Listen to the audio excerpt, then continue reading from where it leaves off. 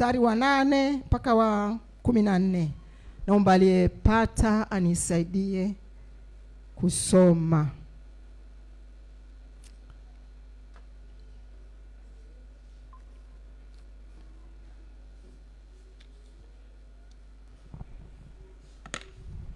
Malaki sura ya 3 mstari wa 8 mpaka wa 14. Mpaka wa 14. Nitasoma kama ilivyoandikwa kwa msaada wa Bwana.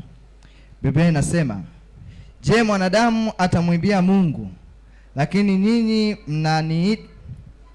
Nitarudia. Je, mwanadamu atamwibia Mungu? Lakini ninyi mnaniibia mimi. Lakini ninyi mwasema, tumekuibia kwa namna gani? Mmeniibia zaka na zabihu. Ninyi mmelaaniwa kwa laana, maana mnaniibia mimi. Naam, taifa hili lote. Leteni zaka kamili ghalani, ili kiwemo chakula katika nyumba yangu. Mkanijaribu kwa njia hiyo, asema Bwana wa majeshi, mjue kama sitawafungulia madirisha ya mbinguni na kuwamwagieni baraka, hata isiwepo nafasi ya kutosha au raha." Mstari wa 11. "Nami kwa ajili yenu nitamkemea yeye alaye, wala hata haribu mazao ya ardhi yenu, wala mzabibu wenu hautapukutisha matunda yake kabla ya wakati wake katika mashamba, asema Bwana wa majeshi. Na mataifa yote watawaiteni heri, maana mtakuwa nchi ya kupendeza sana, asema Bwana wa majeshi." Amina. Amina. Mungu akubariki sana. Tunaona maneno haya yameandikwa, kitabu hiki kimeandikwa na Malaki. Kitabu hichi kimeandikwa na Malaki. Malaki ni nabii wa mwisho kabisa katika Agano la Kale, na pia ni katikati ya Agano la Kale na Agano Jipya, kitabu cha Malaki. Maana ya jina Malaki maana yake nini? Malaki maana yake ni mjumbe wa Bwana. Mjumbe wa Bwana. Malaki maana yake ni mjumbe wa Bwana. Kitabu hiki kimeandikwa mwaka gani? Kitabu hiki kimeandikwa mwaka 430 mpaka 420 KK. Tunajifunza kwamba miaka ya zamani ilikuwa inakwenda inarudi nyuma. Baada ya Yesu Kristo kuzaliwa, miaka ndiyo ikawa inakwenda mbele, lakini ya zamani ilikuwa inarudi nyuma. Kwa hiyo ndio maana usishangae kuona ameandika mwaka 430 mpaka mwaka 420 KK. Kwa hiyo tunaona huyu ni mjumbe wa Bwana. Malaki alikuwa ni nabii wa mwisho mwenye jumbe fupi. Jumbe fupi. Tunajifunza mara kwa mara kwamba tunawaita manabii wadogo. Kwa sababu gani? Si kwa sababu ya umri walio nao. Ni kwa sababu ya jumbe zao fupi fupi. Tofauti na kina Danieli, Ezekieli, Isaya, Yeremia, wale ni manabii wakubwa. Kwa sababu jumbe zao ni ndefu, hawa jumbe zao ni fupi fupi. Tunaona kwamba kitabu hiki kimeandikwa na Malaki baada ya miaka 100 baada ya Zekaria pamoja na Hagai. Hagai, kama kuna kipindi fulani wafundisha kwa habari ya kumjengea Mungu nyumba, kwamba tumjengee Mungu nyumba. Wana wa Israeli wakawa wamejenga hekalu la Bwana kama ilivyo leo. Tumeweza kujenga vizuri, tumeweka madirisha vizuri, kanisa linapendeza. Baada ya hapo ni nini?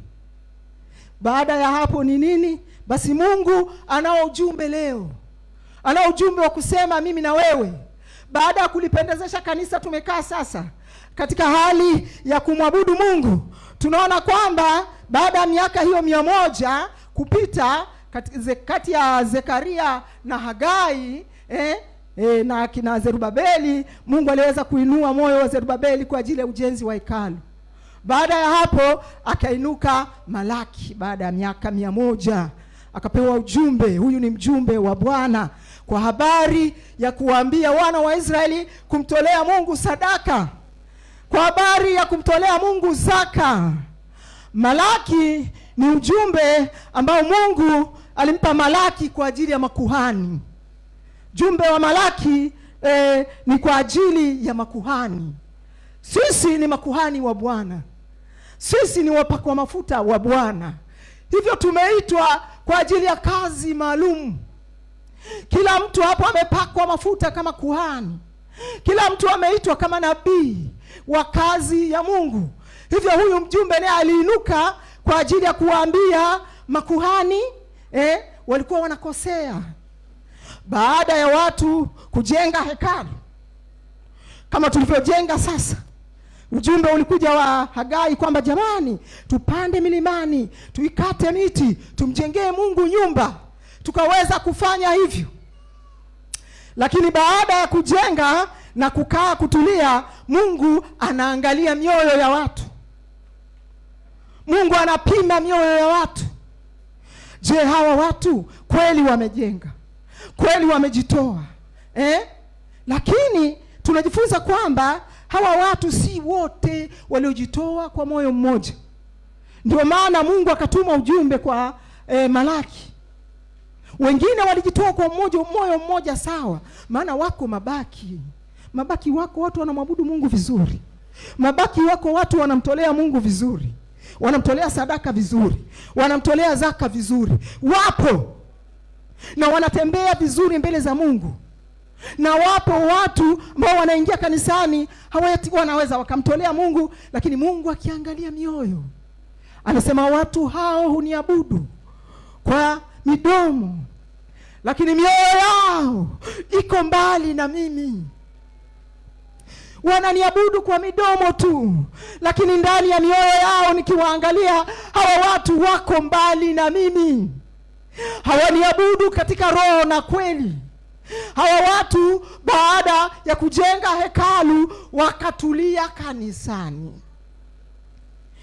Mambo makubwa. Mungu alimtuma Malaki kwa vitu vikubwa hivi. Watu hawa walimtolea Mungu sadaka, vilema na wagonjwa na vitu dhaifu. Mungu alipoangalia matoleo haya, watu hawa katika biashara zao, katika michango yao, huko kwenye jamii, wanaweza wakatoa hela nyingi, wakatoa matoleo makubwa, lakini wanapokuja mbele za Bwana na kuambia huu ni ujumbe wa Mungu amenituma kwenu kutoka Singida, nilikuwa darasani mwenzenu, nilikuwa chuoni mwenzenu, mnajua nimekaa hivi, Mungu anasema na mimi, anasema na mimi kwa habari ya kanisa, anasema na mimi kwa habari yangu binafsi, na mimi nimefundishwa kwa habari yangu binafsi. Maneno haya ukiyasikia ni maneno yanayotoka kwa Mungu. Sikutunga kwamba nikifika Chalinze niseme hivi, lakini na ninyi mlikuwa mnafundishwa habari hizi za sadaka. Sikuwa pamoja na nyinyi, hakuna mtu alionisimulia, lakini kwa katika roho kuna connection. Mungu anayo connection. Anaweza kukufundisha kitu hapa, akamfundisha mtu na aliyeko Bukoba kitu hiki unachofundishwa wewe. Mungu wetu ni wa mahala pote. Mungu wetu ni wa mikoa yote. Yeye ameumba dunia. Ana uwezo wa kuongea kitu chochote mahala popote na kila mtu akasikia. Hata kama hayuko mahala hapo, akasikia ujumbe. Bwana Yesu asifiwe. Tunaona watu hawa walikuwa wanatoa vilema. Watu hawa wametoka uhamishoni Babeli, mahala ambapo Mungu alienda kuwatesa watu hawa. Walipelekwa utumwani miaka 70. Wakazaa huko, wakazaliana, wakalima, wakafanya hivyo, maana Mungu aliwaambia tulieni, pandeni hata mizabibu yenu mumvune, maana bado mna muda mrefu. Mungu anaweza kumtoa mtu akampeleka utumwani katika roho. Leo hatupelekwi mahala fulani tukatengwa. Leo unaweza ukatengwa na Mungu katika roho, Mungu akawa hayuko pamoja na wewe, ukajiona umeokoka, lakini ndani yako hujaokoka, uko utumwani. Watu hao walikuwa utumwani kwa miaka 70, wakarudi kutoka utumwani, wakaja Yerusalemu. Walipokuja Yerusalemu, wakamjengea Mungu nyumba, hekalu, lakini walisita mpaka Hagai akatumwa na Mungu waambie watu hao wajenge. Wanajenga nyumba zao, wanakaa mahala pazuri, lakini nyumba yangu inakaa hali ya ukiwa. Watu hao wakainuka, wakaijenga nyumba ya Mungu. Baada ya kusikia ujumbe kutoka kwa Hagai, kapita kama miaka 100, wakafurahi, wakastarehe, wakaona tena sasa utumwa hakuna. Unajua mambo ya utumwa, unatumikishwa na mtu ambaye ukutaka kukaa kwake. Sasa utumwa umekwisha, wamerudi, wako Yerusalemu. Watu hawa wanalima, wanavuna, wanaoa, wanafanya sherehe, wanafanya mambo yote ambayo wameletwa hapa duniani wayafanye, lakini kwa habari ya Mungu wanamdharau Mungu. Wanakaa kwenye hekalu tu, wanaingia na kutoka, lakini hawamjui aliyewaumba, hawamjui aliyewaita, hawamjui aliyewapa hiyo pumzi. Wakawa wanatoa vitu vilivyo dhaifu. Mungu akaona hivi vitu ni dhaifu. Mungu akaona hivi vitu havinifai. Katika mabanda yao, wanapochungulia katika mabanda yao, yule kuku ambaye mwenye mdondo, yule kuku aliyechoka, ndio wanaona huyu kuku anafaa kumpeleka madhabahuni mwa Bwana. Hayajaandikwa yote katika Biblia, lakini yamkini kuku wengine walikuwa wanafia madhabahuni, kwa sababu wanasema walikuwa wanapeleka vitu vigonjwa, wanapeleka sadaka zisizofaa, zile ambazo wamechenchi yale machenchi yaliyotoboka, yale machenchi ambayo hayana sura. Hata ukimpa mtu anayeuza nyanya anakukatalia, anakuambia mama, hii shilingi 200 haifai, hii shilingi 100 haifai. Anaona mahala pa kupeleka ni madhabahuni pa Bwana, anaona mahala pa kupeleka ni madhabahuni pa Bwana. Wakatoa vilivyo vinyonge, wakatoa vilivyo vidhaifu mbele za Mungu. Mungu akachukizwa nao. Wamejenga nyumba sawa, wananiabudu sawa, lakini akiangalia katika mioyo yao, wanamwimbia Mungu zaka, wanamwimbia Mungu sadaka. Zaka ni sehemu ya 10 ya Mungu katika lile pato ambalo Bwana amekubariki kuwa nao. Wengine wanavusha hata miezi 2-3, hata miezi 2-3 wanavusha, hawatoi zaka. Watu hawa wakamchukiza Mungu. Mungu akaona hawafai. Kama tulivyo kanisa la leo, George, kwa nini Mungu amesema na mimi Singida? Kwa nini Mungu amesema na wewe Chalinze? Mungu amechoka kupewa vilivyo vidhaifu. Mbona tunaposimama kufanya mambo yetu tunafanya zaidi? Mungu anasema atavipeperusha.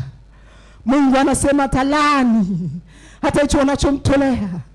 Unashangaa katika ile Malaki 2 mstari wa 3 anasema nitapaka mavi nyuso zao. Nitapaka mavi nyuso zao. Maana kupakwa mavi ni nini? Na kiongea kitu ambacho Mungu anasema haya si matusi, ni maneno yako katika Bible. Bwana Yesu asifiwe. Tusome Malaki. Malaki 2 mstari wa 3, nitasoma kama ilivyoandikwa kwa msaada wa Bwana.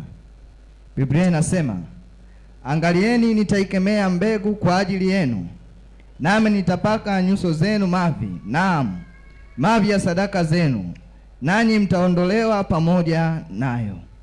Mungu anasema nao atapaka mavi nyusoni mwetu, na atapaka mavi kwenye sadaka zenu.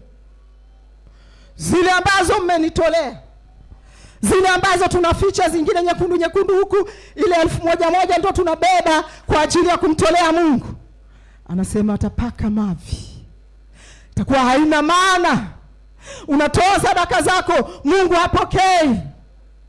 Mungu anataka apokee sadaka. Mungu anataka aliponye kanisa. Mungu anataka abariki kanisa hili, lakini ni kwa kumtolea Mungu sadaka zinazofaa, sadaka zinazompendeza. Makuhani walikuwa hawatoi zaka, makuhani walikuwa hawatoi sadaka, walikuwa wanaleta vilivyo vidhaifu mbele za Mungu, vilivyo vilema. Haviwezekani. Hata sokoni huwezi kwenda kumuuzia mtu kuku aliolema, anatembea kuku, anatembea mguu mmoja namna hii. Kuna kuku mmoja pale Singida nyumbani kwetu yuko mlemavu, nimemuona. Mungu amenifundisha vitu vingi nyingi. Kuku mlemavu nimemkuta pale nyumbani. Hili ni darasa Mungu ambalo alikuwa ananipa. Kuku anajiburuza na bawa. Naambia kuku simchinje. Chinjeni kuku huyu. Unasema tunaogopa, tunaenda kumwambia mama kuku yule anateseka. Mama yangu haongei. Haongei mpaka sasa. Hali anakula tu kikombe kidogo kimoja. Naambia mama, sasa hivi ameanza kuongea kwa ameparalyze mkono mmoja ndio anaweza hata kutoa ishara. Mama kuku anajiburuza sana kwa sababu ni kuku wa mama. Tunaomba hata kama haongei, sio tufanye vitu tunavyotaka, ni vitu vyake mwenyewe. Tunaenda tunamwambia mama, huyu kuku amechoka huyu kuku, mama anajiburuza, tumfanyaje mama? Tumchinje? Anafanya, tunasema mwacheni. Kuku anajiburuza. Juzi nilimwacha amechoka kabisa, sijumpeni basi pumba, mpeni basi maji. Tunafuata, tunaheshimu. Mungu kanionyesha nilikuwa sijaona mlemavu wa wanyama. Nimeenda kumwona yule kuku. Ndio kuku naonaga wengine, lakini huyu wa ulemavu wake umezidi sana madarasa ambayo Mungu alikuwa ananipa.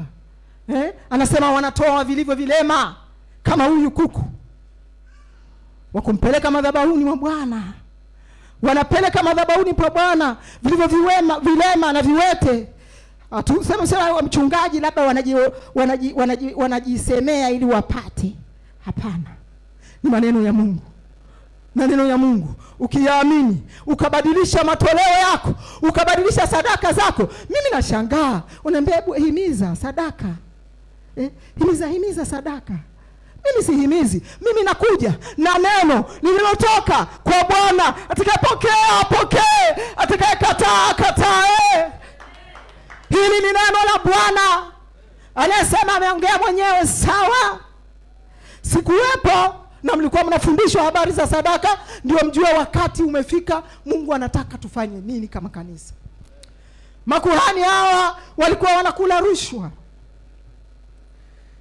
Wanakula rushwa. Watu wanaosimama madhabahuni, watu wanaomtumikia Mungu wanakula rushwa.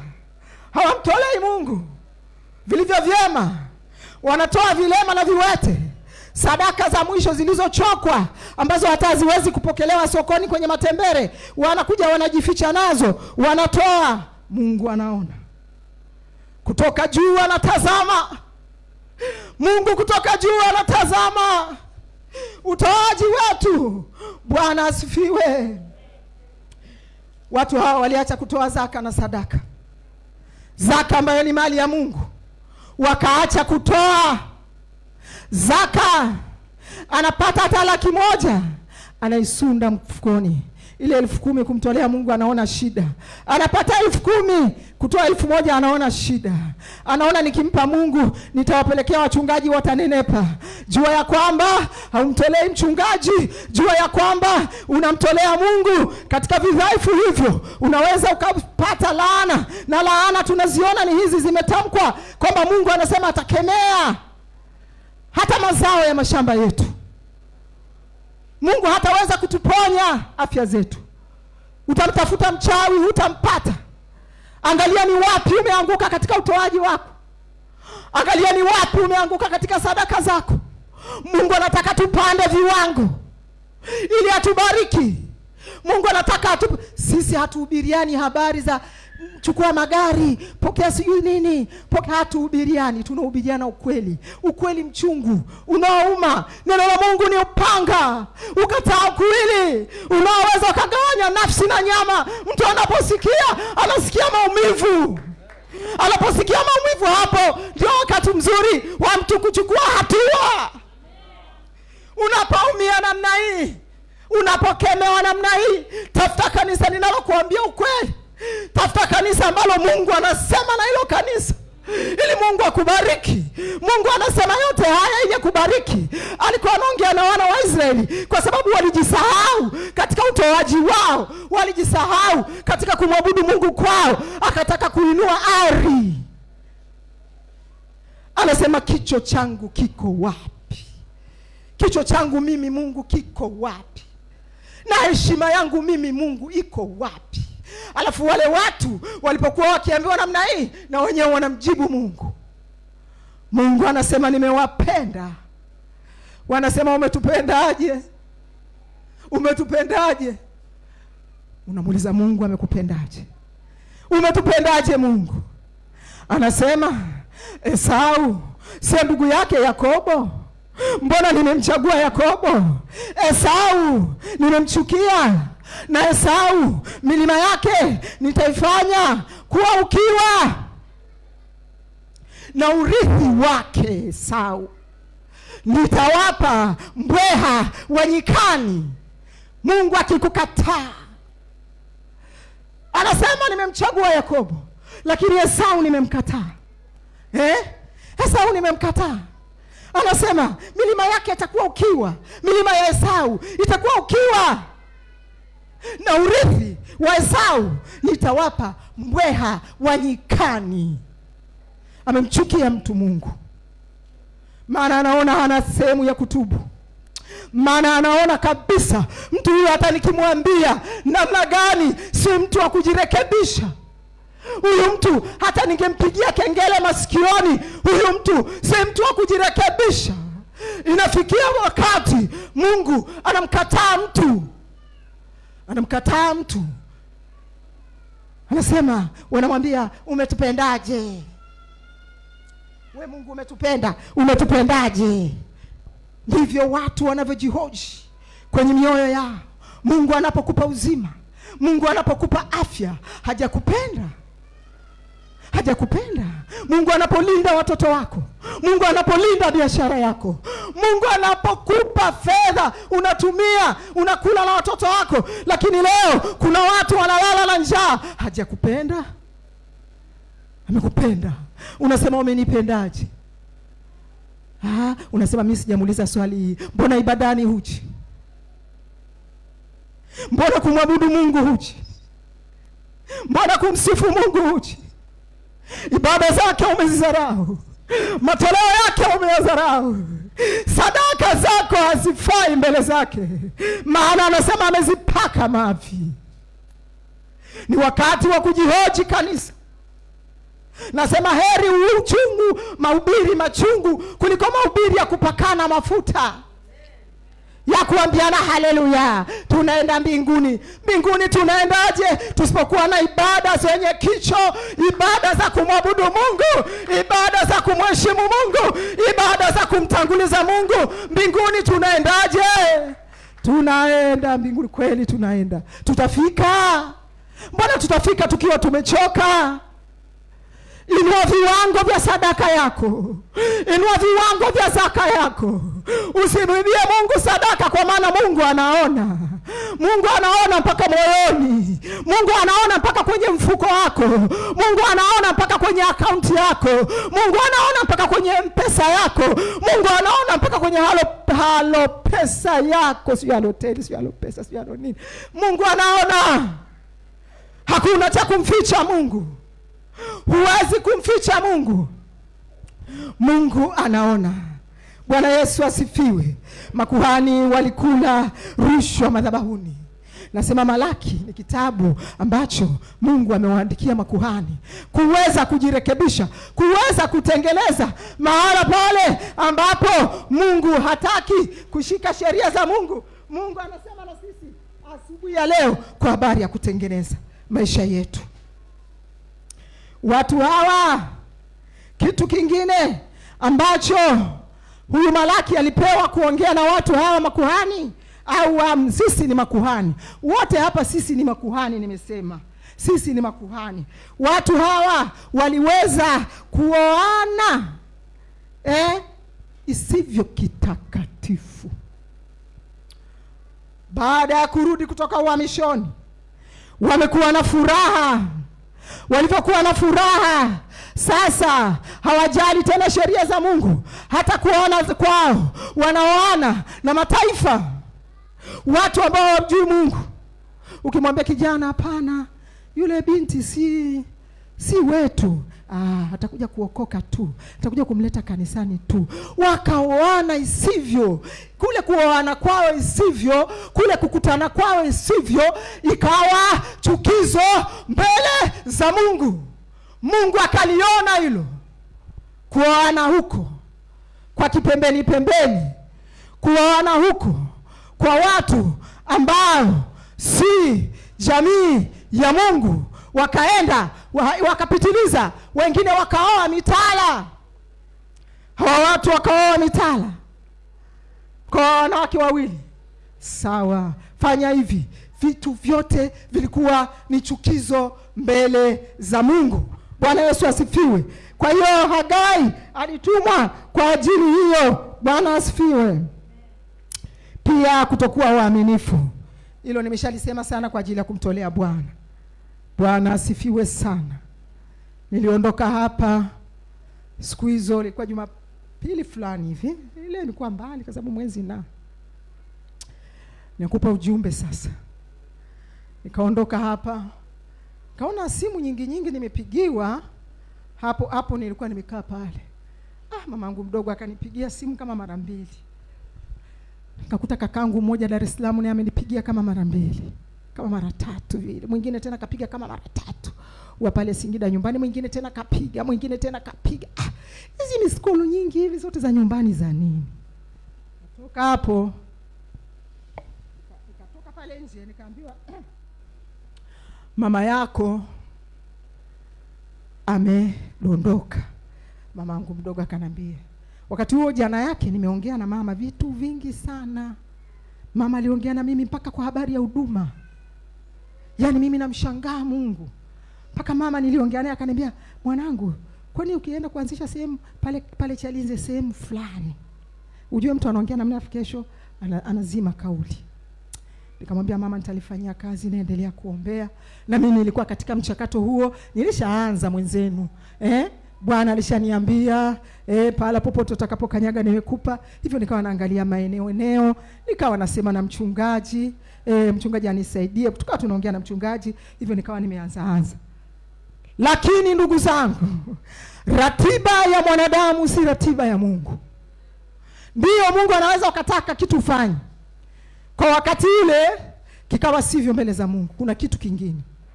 Ninachokumbuka mahali hapa, mchungaji alisema tutamtolea Mungu sadaka, tutamtolea Mungu kila mtu atoe 50,000 kwa ajili ya kumjengea Mungu madirisha hayo ambayo tumeweka. Lakini mchungaji Rozi mwacheni, yeye atakuwa na kazi maalum. Si mnalikumbuka hilo neno? Wangapi wanalikumbuka? Wanyoshe mikono. Roho Mtakatifu alivyo mwaminifu. Mungu alikuwa anasema na mchungaji. Maana nilipokuwa Singida nikaambiwa kazi maalum ndio hii. Ile kazi mchungaji alikuwa anasema ndio hii. Nikawa nimepata hizo taarifa, nikaongea na mchungaji kama mama nasikia wamemweka ICU. Na kwenda kumuona mama. Mama wakati tumeongea naye sana jana, asubuhi wanasema aliamka alikuwa mzima. Mama ameongea na watu, mama amefanya kila kitu pale. Mdogo wake akaja kutoka Dar es Salaam, mamangu mdogo mmoja mama zangu wadogo walikuja kipindi kile nimewekewa mikono wale. Yule mwingine mrefu mweusi alikuja pale Dar es Salaam, watoto wake walikuwa wanavalishwa pete kwa siku moja. Kwa hiyo akawa ametoka hapo anarudi Singida. Anasema nilipofika tu roho yangu ikakataa kwenda nyumbani. Nikasema ngoja niende kwa dada. Akaenda pale kwa mama. Ili anafika tu mama akatoka, anampenda sana mdogo wake yule. Kwa sababu yule amewalea mwenyewe. Mama amewalea wale mwenyewe. Wameolewa mikononi mwake.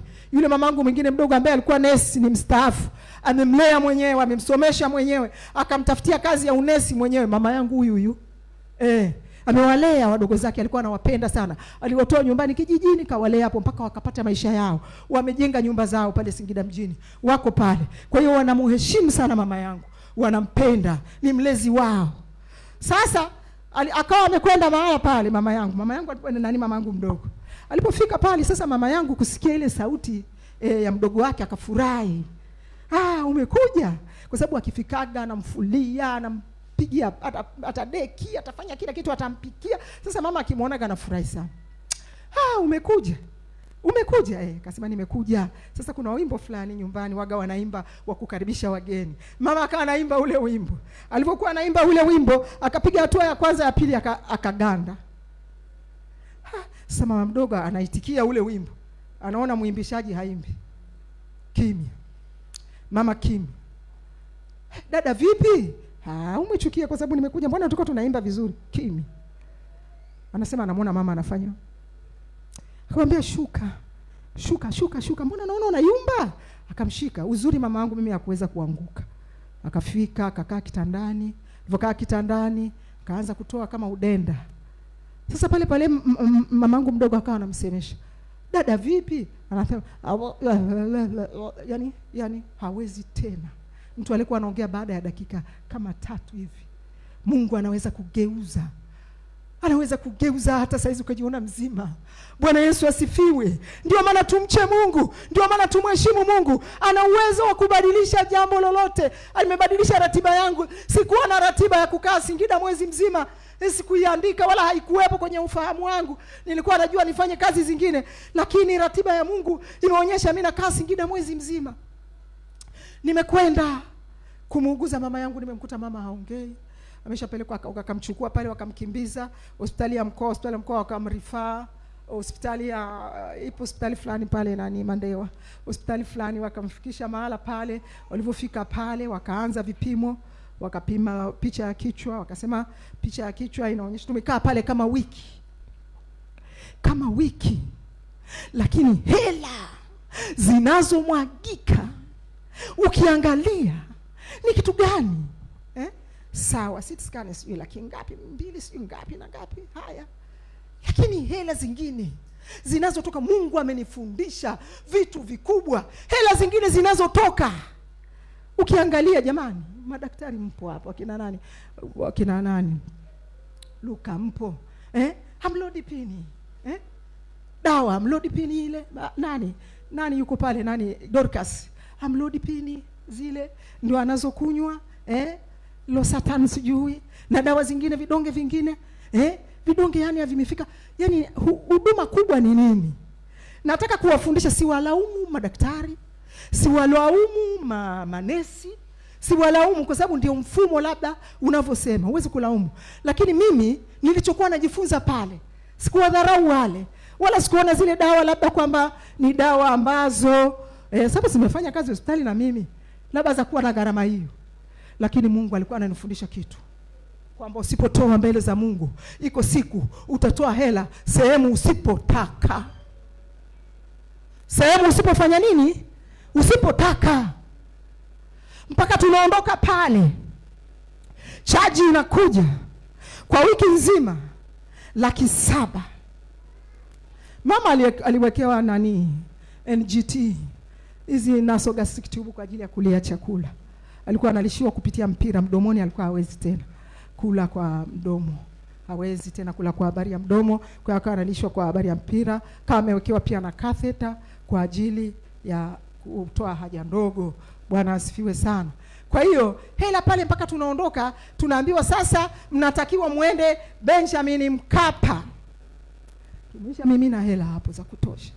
Mgonjwa haongei. Kumbuka kwamba mgonjwa haongei, Kumbuka kwanza mgonjwa hawezi hata kujisogeza, kwamba labda zile hela tulizotoa zinaweza zikampa ahueni au zinaweza zikampa uzima yule mtu, tukamchukua tukarudi naye nyumbani akiwa anatembea. Lakini pamoja na kutoa hela zote zile, tunaambiwa haya, kuna kukodi ambulance hapa mpaka kuna hospitali moja iko huko Makiungu, iko pale Singida mjini, ni ya rufaa, ni ya mission. Sasa tulipewa option 2 kwamba mumpeleke hospitali hiyo au mumpeleke Benjamin Mkapa. ndipo wenye kipimo kile cha MRI cha kupima ile mishipa midogo. Mishipa mikubwa tumeona haina shida, lakini ile mishipa midogo mkaangalie hicho kipimo muende. Tukasema bora tuende hapa Singida hii kwenye hiyo sehemu. Ambulance haya 150,000. Paka kutoka pale sijui 700,000 zimemwagika pale. Tukalipa, tukabebwa na ambulance. Tunafika kule, tunafika, hili ni darasa. Usiseme unatuletea leo ametuletea mambo gani. Ndivyo Mungu ametaka hivyo hivyo, jifunze hivyo hivyo. Yaani jifunze hivyo hivyo, kuna kitu utapata. Tumeondoka hapo mpaka tumefika kwenye ile hospitali. Mama haongei wala hafanyi nini. Tumemuingiza pale. Kumuingiza pale wakatuingiza katika ile mashine. Akasema mtu mmoja abaki naye hapa. Mimi nikaamua kubaki naye mle ndani nusu saa. Kile kipimo kinachukua nusu saa. Lakini ile nusu saa mama alikuwa anahangaika sana. Si kwa sababu ya ile kukimbizwa na ambulance, maana njiani tulitaka kumgonga bodaboda, basi pilika za ambulance na kule kurushwa mama akafika akiwa hoi. Kufika pale kwenye kile kipimo, fika katika kile kipimo. Mama tena kama anatingisha kichwa. Kutingisha kichwa, sasa kipimo kile hakiwezi, nataka mtu aliyetulia. Lazima kumite mtu wa aje ampe usingizi ili aweze kutulia. Yaani mama walivyomuita, alivyopewa usingizi ndo akazimika kabisa. Kazimika kabisa. Madaktari wakafanya juu chini. Basi juu chini. Moyo ukaanza kufanya kazi tena. Moyo ulianza kufanya kazi, wakasema hapana, hatutaendelea naye tena. Huyu ni ICU moja kwa moja. Wamemtoa pale, wanatupitishia mama na kitanda moja kwa moja. Mama haongei, afanye nini mpaka ICU. Kamuingiza ICU. ICU kwa siku ni 100,000. Pumzi unayopewa na Mungu, mwanadamu anakuuzia pumzi kwa 100,000 kila siku. Ukikaa ICU siku 10, ukikaa ICU siku 20. Bwana amenituma niwafundishe kwamba pumzi hii mnayoitumia msidharau, mcheni Mungu, mwabuduni yeye, mtoleeni yeye, msiende kuwatolea wanadamu. 100,000 ICU inasoma kwa siku pumzi ya mwanadamu anayompa na mashine. Naingia ICU namkuta mama yangu anakoroma. Si kwamba pumzi ile inamsaidia, haimsaidii. Wewe unapumua hapo bure, breathing in, breathing out. Watoto wako wanapumua bure. Unamdharau Mungu, unamtolea Mungu kinyonge. Mungu anaweza kubadilisha ratiba dakika 2 tu kukufundisha. Wala hakuui. Anakufundisha ili upate faida. Pumzi inakuta mama anakoroma kata. Mashine tu pi. Suyu wamenyamaza kimya. Ni mikoromo tu. Hata kama wako watatu, wanazo njia 2, kutoka wakiwa hai au kutoka wakiwa maiti. ICU. Mama amekaa pale anapumua siku ya kwanza na mashine. Naingia pale, badilisha nguo na muangalia. Ninamwombea mama yangu, naenda sikioni. Namwambia lakini mama, Yesu bado anakupenda. Bado iko pumzi nyingine ya bure. Bado unaweza ukatoka ukapumua pumzi ya bure. Mama, Mungu anakupenda. Usimwache Yesu. Maana nikiwa na maana moyoni mwangu, hata akiondoka kama safari imefika, basi awe amempokea Yesu Kristo kwa Bwana na Mwokozi wa maisha yake. Zile mashine ukiingia tu kila siku mashine zinakupokea Mungu anakufundisha. Unaona haya? Nikiingia Mungu ananiambia, unaona pumzi inayonunuliwa hii? Kwa 100,000 kwa siku, akikaa siku 10, akikaa siku 20 na wakupi mgonjwa wako. Useme mimi sina hela nitoleeni mgonjwa hapa, haiwezekani, utajua mwenyewe. Amekaa siku 30, amekaa siku ngapi? Alipia hiyo pumzi 100,000 kwa siku. Inaondoka. Kitanda alicholalia, huduma wanazotoa manesi, wanasema tunamuogesha. Unakuta saa nyingine kuanzia usiku mpaka asubuhi hajaogeshwa. Msaidia, na si walaumu. Mimi mwenyewe nimefanya kazi hospitali, simlaumu nesi. Mimi mwenyewe nilikuwa nesi. Wana wagonjwa wengi wamepita na huyu, wamepita na huyu, yamkini wanachoka usiku. Wanahitaji hata wapumzike. Mama anapumulia mashine. Siku ya kwanza, siku ya pili, siku ya ngapi, mama anapumulia mashine. Nimefundishwa vitu na Mungu. Mama akaja katoka ICU. Anapumua na pumzi yake mpaka sasa. Bwana Yesu asifiwe. Jina la Bwana libarikiwe.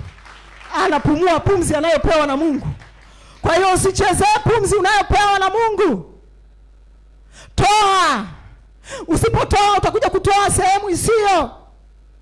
Tunaondoka paka pale, tunaondoka tunapiga mahesabu jumla ya hela zote mpaka tunamuondoa pale, na tunamuondoa si kama mzima. Nawaambia ndugu zangu, ametoka akiwa na mipira puani ya kulia, akiwa na katheta yake sehemu ya kutolea haja ndogo, si mzima.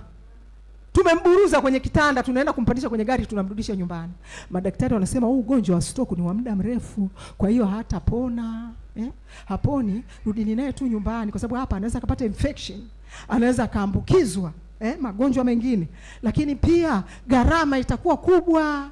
Hamtamudu, atakaa muda mrefu na ugonjwa wa kupooza. Kwa hiyo rudini naye nyumbani. Nyinyi si mmefanya kazi hospitali, mtatusaidia kwa habari ya kumlisha na mpira. Mtamlisha na mpira kule nyumbani. Kwa hiyo tumemchukua, tunampandisha gari kwenye mama kwenye gari. Bahati nzuri pale nyumbani kuna baba mmoja ambaye ana frame pale nyumbani. Ana frame, akawa ametupa gari yake. Tukawa tumempakia na godoro, tumemlaza mpaka pale na mipira puani. Nataka kukufundisha nini? Mpaka tunatoka pale tumeshakuangulia 1,700,000. 1,700,000. Ukiangalia cha maana hamna. Ulichobeba, tumebeba dawa 3 tu za kumpa kila siku. Dawa 3 tu ndio tumekuja nazo. Huduma zile zote zina ICU, wameandika ICU, sio wameandika nini, catheter, sio wameandika nini, huduma zote zimeandikwa mpaka kupiga mahesabu 1,107,000. Tolee Mungu ndugu yangu. Tolee Mungu. Acha kuficha hizo hela. Mtolee Mungu. Na wafundisha habari ya kutoa. Yote hayo Mungu alikuwa ananifundisha. Ananiambia umetoa 1,107,000, mgonjwa amepona? Namwambia hajapona. Tunaondoka naye nyumbani na mipira puani. Tunarudi naye nyumbani, tunalisha nyumbani. Mgonjwa amepona, hajapona. Na kabla ya hapo alipotolewa ICU, akarudishwa wodini. Aliporudishwa wodini, amerudishwa wodini pale, tunalala tunakesha mwezi mzima. Ndugu zangu, mimi sijui usingizi. Asubuhi, sio mimi na ndugu zangu wote, asubuhi, mchana, jioni. Mungu ananiambia unajifunza nini? Hamtaki kukesha kwa ajili yangu mimi. Iko siku mtakesha mahala msipotaka. Mwezi mzima hakuna kusinzia, hakuna kulala. Maana mkitoka hata kulala kule sasa, nyinyi asubuhi simetoka kwa mgonjwa, mmekesha na mgonjwa, unalala hivi kwenye benchi, hamna kitanda. Benchi ndio mimi nimefanya kazi hospitali, nimeingia night na kila kitu. Lakini hili lilikuwa ni darasa la kipekee sana. Kwangu lilikuwa ni darasa la kipekee. Kule najua nilikuwa kazini, lakini hili ni darasa la kipekee sana. Nakaa pale, ilikuwa ni baridi. Mamangu mdogo kaniletea koti moja, ukiliona utasema sio kama nini. Nimevaa na mzula ile sisi vaaje hata madude nimeletewa nivae baridi. Nimevaa soksi. Unakaa pale kwenye benchi paka pana kucha hivi. Benchi umekaa unamwangalia mgonjwa. Mgonjwa anapiga kelele kweli kweli hospitali. Ukisema upitie tu usingizi kidogo, umestuka. Umestuka. Siku kucha mpaka asubuhi. Kukesha. Watu hawataki kukesha kwa ajili ya Mungu. Ipo siku utapelekwa sehemu utakesha bila kupenda. Kitanda chako utakiona kichungu, kwa sababu tulikuwa tukipokelewa. Hata tukirudi nyumbani, wale wenzetu waliolala nyumbani sasa wamekuja kutupokea huko hospitali, maana tunapokezana. Sisi tuliozudi nyumbani hata kuweka ubavu hamna, maana inabidi sasa mpike, mfanye nini, muwapelekee wale walioshinda na mgonjwa asubuhi kule, maana ni heka. Hamna kusinzia huko jikoni, unaunga mboga na usingizi hapo. Twende. Mungu akitaka kukufundisha kitu. Bwana Yesu asifiwe. Kwa hiyo ninachotaka kuwafundisha wapendwa, nimewapeleka mbali na story hii, ni kwamba unaweza ukamtolea mwanadamu mamilioni ya pesa, lakini bado isisaidie. Nikakumbuka hizi pesa zote milioni moja. Sasa hiyo ni hela tu milioni moja, na wako watu mpaka milioni 10 wanatoaga. Watu mpaka milioni 20 ngapi wanatoaga. Wanachangishana ukoo, ng'ombe zote zinauzwa, nyumba zote zinauzwa, mashamba yote yanauzwa. Sisi hatujafikia huko wapendwa, tusifikie huko. Bwana Yesu asifiwe.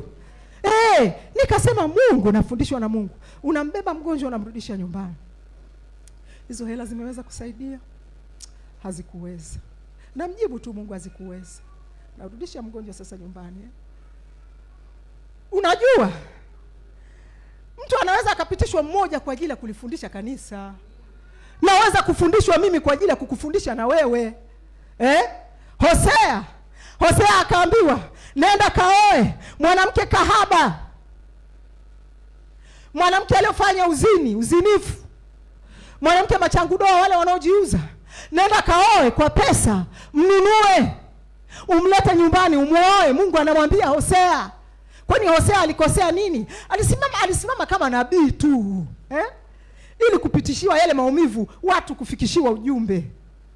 Anaweza akapitishwa mtu kwa ajili ya kupitishwa ili kanisa lifundishwe. Kwa hiyo Hosea akaenda kaoa mwanamke wa uzinzi, akamleta nyumbani. Wasema nenda kaoe mwanamke, soma Hosea, utakutana na maneno haya. Nenda kaoe mwanamke apendwaye na rafiki yako. Akaenda akamoa, akamleta nyumbani. Anasema unawafundisha nini Israeli? Kuoa mwanamke kahaba ni sawasawa na kanisa linafanya uzinzi, kanisa linafanya ukahaba, kanisa limeniacha mimi Mungu, limegeukia miungu mingine. Lakini pale uchungu anaopata ni Hosea. Anasimama kama kwa ajili ya taifa, ili alionyeshe taifa, ule taifa lilivyomwacha Mungu, lilivyogeukia miungu mingine. Baada ya kugeukia miungu mingine, imemwacha kumwabudu Mungu. Sasa mbele za Mungu wanaonekana kama makahaba, mbele za Mungu wanaonekana kama wazinzi. Mungu anafikisha ujumbe kwa njia ya picha, anafikisha ujumbe kwa njia ya matendo. Hata mimi haya yamenipata mpaka na kusimulia wewe. Ni Mungu ametaka kwa muda huu ambao anataka tutoe sadaka ili yapitie kwangu, na mimi nimesimama kama Hosea. Bwana Yesu asifiwe. Yapitie kwangu ili nikufundishe kwamba kuna wakati unaweza kwenda mahala ukatoa hela pasipo faida, na mgonjwa wako karudi nyumbani, ukanunua pumzi ambayo Mungu anatoa bure. Bwana Yesu asifiwe. Hosea alipomwoa yule mwanamke akarudi naye, akamwambia yule mwanamke, utatawa siku nyingi, sitaingia kwako wala wewe, mimi sitaingia kwako wala wewe na mimi. Kwa hiyo wote tutakaa hali hiyo hiyo. Uwaonyeshe Israeli kwamba mimi Mungu siko pamoja nao.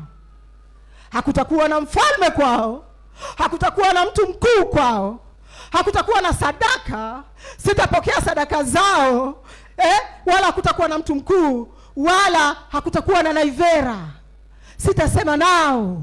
Hakutakuwa na naivera kwao. Mungu, nitanyamaza kimya.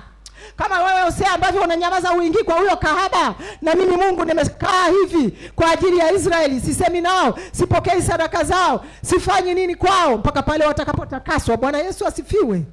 Watakapotakaswa uovu wao, watakapoacha kuabudu miungu yao ya kigeni, watakapoleta heshima kwangu mimi Mungu, watakapotambua kwamba kuna Mungu anayetoa pumzi, anayetoa uhai, kuna Mungu. Nataka hivyo. Anasema wala hakutakuwa na kinyago kwao. Hosea anafanya yale matendo lakini kwa maumivu. Hosea alikuwa hataki kwenda kuoa kahaba, mtumishi wa Mungu, lakini afanye nini? Mungu kasema ili wajifunze hawa, waone. Na mimi nimefundishwa kule kwa habari ya mikesha, kwamba unaweza ukakesha hata mwezi mzima. Wewe kesha siku moja tu unaona uvivu. Ukiambiwa njoo ukeshe kanisani utaki.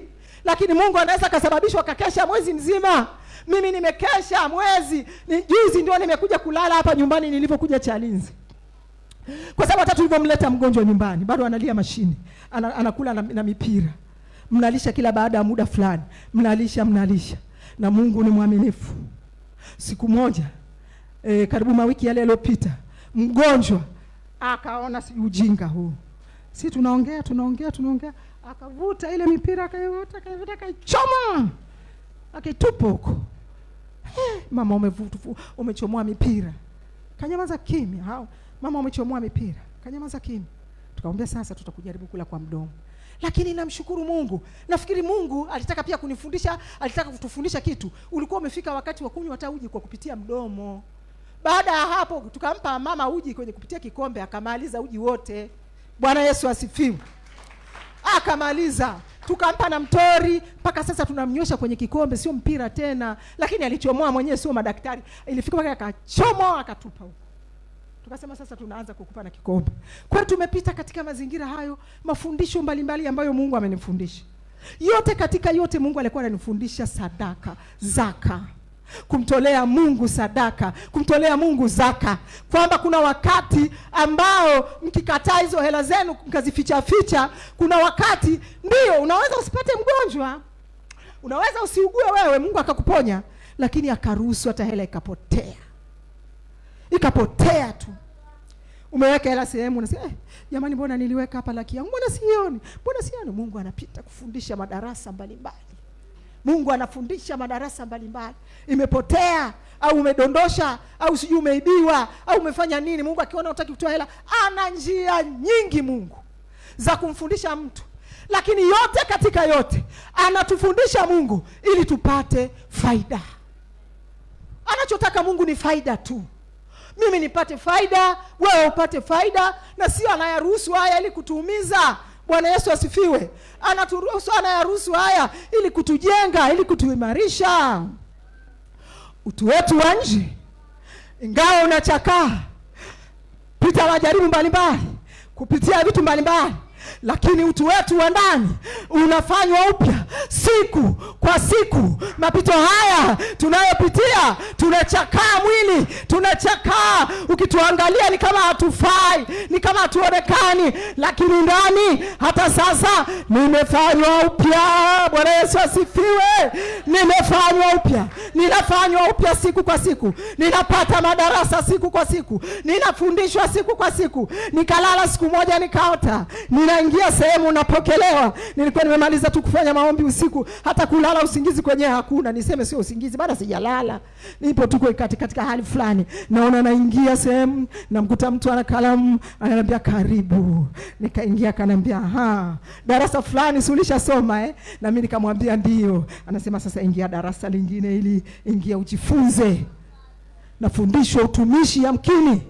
Labda nilikuwa katika majaribu mengine, mapito mengine ya kimsharika tu wa kawaida, lakini nafika majaribu yanakuja mengine, au darasa lingine linakuja la kitumishi, inabidi nipokee, kwa maana nimejitoa. Kurudi nyuma kwangu mimi ni mwiko.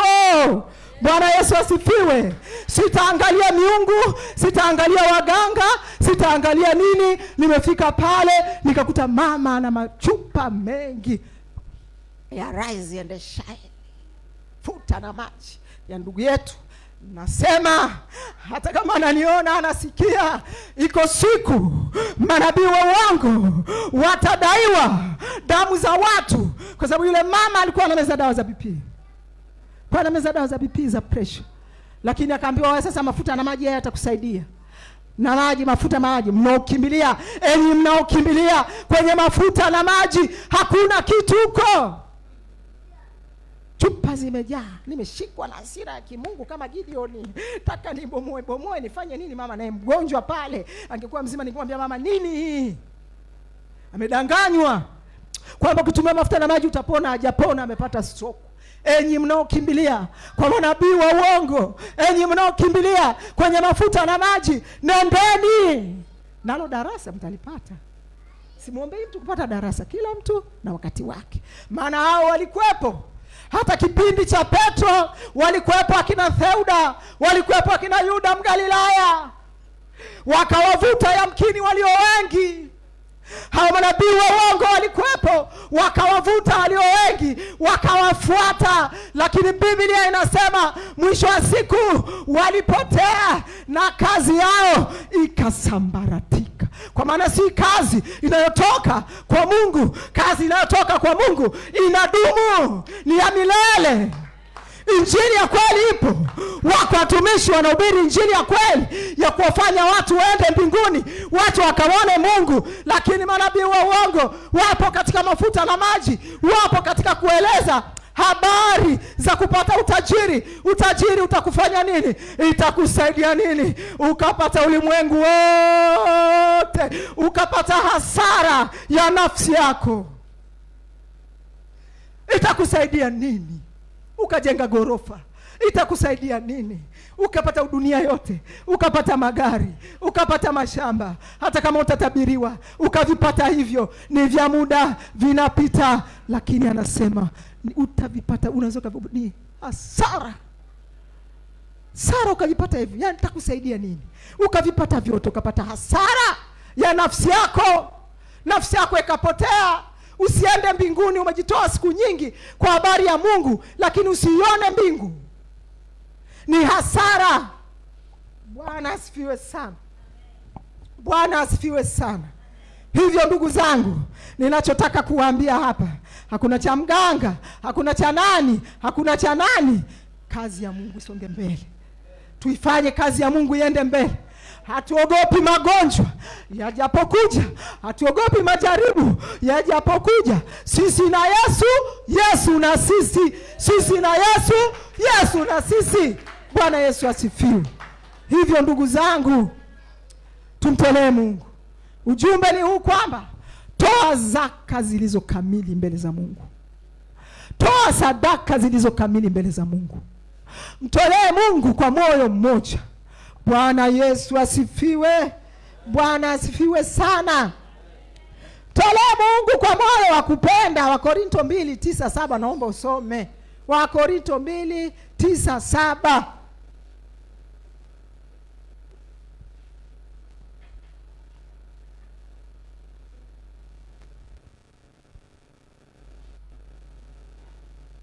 Wakorinto wa pili sura ya 9 mstari wa 7. Nitasoma. Kila mtu na atende kama alivyokusudia moyoni mwake, si kwa huzuni wala si kwa lazima, maana Mungu humpenda yeye atoaye kwa moyo wa ukunjufu. Mmesikia? Kila mtu atende jinsi apendavyo yeye mwenyewe. Utoe wewe mwenyewe moyoni kwa kupenda, si kwa kulazimishwa. Hata haya maneno tunakufundisha, unaweza ukayadharau, unaweza ukayapokea. Lakini mimi nakwambia maneno haya yametoka kwa Mungu mwenyewe. Ndio maana huku mmeendelea kufundishwa, na mimi Singida nimefundishwa nije niwafundishe. Kwa hiyo Mungu anaona wakati huu ni wakati wa kumtolea Mungu sadaka zilizo nzuri. Ni wakati wa Mungu kumtolea zaka kamili. Ni wakati wa kutoa michango. Usilalamike, toa kwa moyo wa kupenda, sio kulazimishwa. Hakuna mtu analazimisha. Utakimbia makanisa. Makanisa mangapi utakimbia? Kule ndo utakuta zaidi, kule kuna michango zaidi. Tumtolee Mungu ili Mungu aweze kutuponya. Mungu aweze kutulinda. Mungu aweze kutupigania. Maneno haya yametoka kwa Mungu. Hivyo tutoe kwa moyo wa kupenda. Bwana Yesu asifiwe. Tusome Mwanzo 4:4. Mwanzo 4:4 na kwenda kumaliza sasa. Nisikuchoshe. Mwanzo 4:4.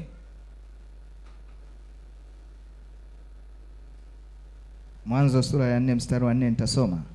Abeli naye akaleta wazao wa kwanza wa wanyama wake na sehemu zilizonona za wanyama. Bwana akamtakabali Habili na sadaka yake. Tunaona Habili alitoa vitu vilivyonona, vile vilivyokuwa vizuri, sio viwete na vilema. Wale walitoa viwete na vilema. Lakini sasa Habili alitoa vitu vizuri na Bwana akamkubali. Ukitoa kitu kizuri, Bwana atakukubali, Bwana atakubariki, Bwana atakuongeza. Tujifunze katika kumtolea Mungu. Nasema nimepata darasa na nyinyi mmepata darasa. Tumtolee Mungu vitu vilivyo vizuri, vilivyo vinono, vile ambavyo unajua hata wewe unaweza ukala. Hata zaidi ya hivyo, vilivyo vinono. Kuna watu walijitoa, kina Habili hawa walijitoa mpaka wakaandikwa, imekuwa kumbukumbu. Wameweza kujitoa vizuri. Haya, Nyakati wa kwanza 16:29. Twendeni na maandiko. Twendeni na maandiko, msije mkasema maneno yangu haya.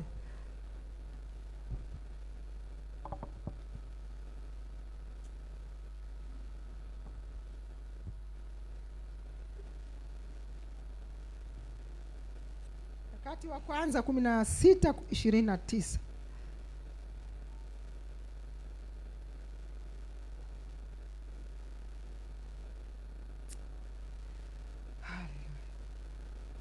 Nyakati wa kwanza sura ya 16 mstari wa 29.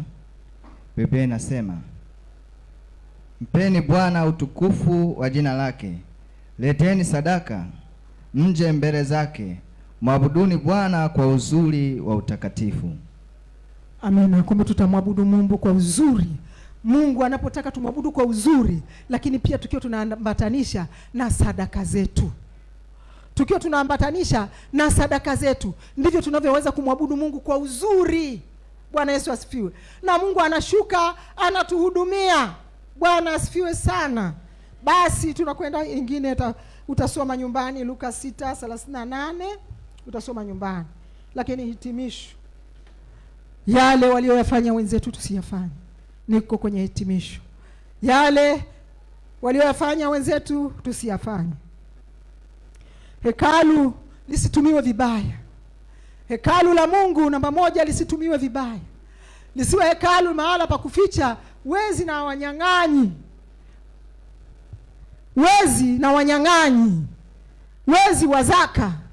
Wewe mwizi ni kama mwizi mwingine. Ni kama jambazi mwingine anaiba kwa silaha. Usiseme ni hela zangu mwenyewe nimezitafuta mwenyewe. Kama utoi zaka nyumbani mwa Bwana, wewe ni mwizi. Kwa hiyo nyumbani isiwe ni mahala pa kuficha wezi na wanyang'anyi. Tumtolee Mungu kwa moyo mmoja. Bwana asifiwe sana.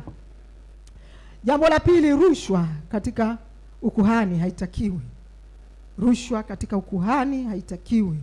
Hiyo Malaki 1 mstari ule wa 7, na katika Malaki 2 mstari wa 9. Makuhani walimkosea Mungu, walikula rushwa, walifanya vitu vya rushwa. Na namba 3, tusioane kihorera, kihovyo. Tusioane Mungu asivyotaka. Tuoane katika mpango wa Mungu. Mungu anaotaka.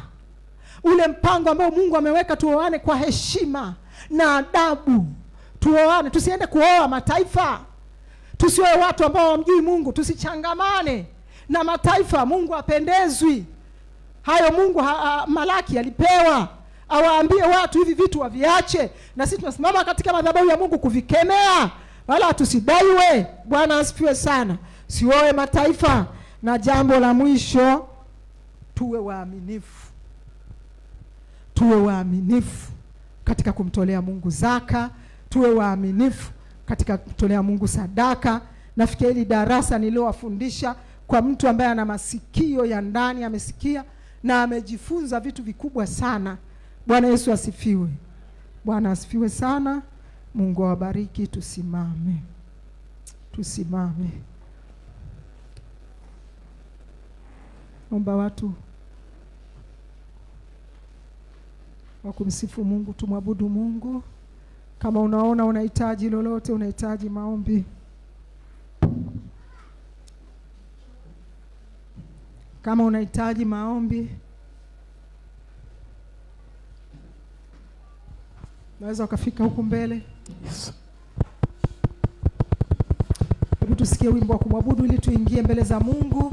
Mungu atusamehe mahali ambapo tumekosea, mahali ambapo tukutoa sawa sawa na mapenzi ya Mungu. Mahali ambapo tumekosea, lazima turudi kwa Mungu na kuomba toba na rehema. Tuombe msamaha kwa ajili ya utoaji wetu. Tuombe msamaha kwa ajili ya kutoa sadaka na zaka. Mafundisho yanaendelea siku kwa siku. Mungu mkuu, waweza yote, hakuna Mungu kama wewe. Wewe ni Mungu mkuu, waweza yote, hakuna Mungu kama wewe. Wewe ni Mungu, wewe ni Mungu mkuu, waweza yote, hakuna Mungu kama wewe. Kumbuka Mungu anavyokulinda. Kumbuka Mungu anavyokupigania. Kumbuka Mungu anapokupa uzima. Mungu anapokupa afya. Mungu unapumua ni kwa sababu yake. Wako watu wanakula saizi kwa kupimiwa. Mungu waweza yote, mara ambapo umekosea. Mungu kama wewe, wewe ni Baba, wewe ni Mungu mkuu, waweza yote, hakuna Mungu kama ni Mungu, wewe ni Mungu, waweza hakuna Mungu kama wewe ni Baba, wewe ni Mungu mkuu, waweza yote, hakuna Mungu kama wewe ni Mungu, wewe ni Mungu mkuu, waweza yote, hakuna Mungu kama wewe. Baba yetu na Mungu wetu, kila mmoja aombe. Kila mmoja aombe msamaha. Mahali ambapo unaona kutoa sawa sawa. Mahali ambapo unaona umekosea. Tuombe msamaha. Baba, katika jina la Yesu Kristo. Mungu wetu na Baba yetu mwaminifu, tumekusikia Bwana ukisema, kitufundisha Mungu uliye hai. Asante Mungu uliye hai, jemedari wetu. Ninakutukuza Mungu wetu. Onekana jemedari juu ya kanisa. Onekana juu ya watu wako, mfalme wa amani. Mungu mwenye nguvu, Mungu mwenye mamlaka, Mungu wetu unayetupenda. Sante kwa ajili ya watu wako. Sante kwa ajili ya kanisa. Sante kwa ajili ya kila mmoja. Mungu wa majeshi, nisaidie Mungu. Omba msamaha. Omba msamaha Mungu wa rehema. Omba msamaha Mungu mwenye nguvu. Mara ambapo hatukutoa sawa sawa, Baba ukapate kuonekana mfalme mwema.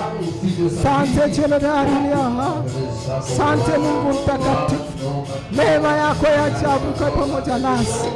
Onekana mfalme mwema. Ninakutukuza Baba, onekana. Onekana Mungu uliye hai. Saidie Bwana. Saidie Mungu mtakatifu, katika jina la Yesu Kristo. Mungu mwaminifu, tusaidie. Wewe ni mwaminifu Baba, winuliwe. Winuliwe Mungu wa majeshi, katika jina la Yesu na kwa damu ya Yesu. Mungu mwaminifu, ninakutukuza, ninakuinua Baba, onekana. Rikandarabosaya baku rishakatarabos ribobobo riandara rikabobobo rindarabosaka riboseketa rikarabos darabosakatarabos. Mungu mwaminifu, tusaidie. Rikandarabosakatarabos rikandarabobobobo. Wewe ni mwaminifu, wewe ni mwenye nguvu. Saidie Bwana na nguvu zako. Wewe ni kwa Mungu. Tunakushukuru Mungu wetu uliye hai. Tusaidie Bwana. Mungu mwaminifu, mwenye nguvu, katika jina la Yesu naomba na kushukuru. Amen. Amina. Mungu awabariki sana sana. Karibu mzee wa kanisa. Karibu mzee.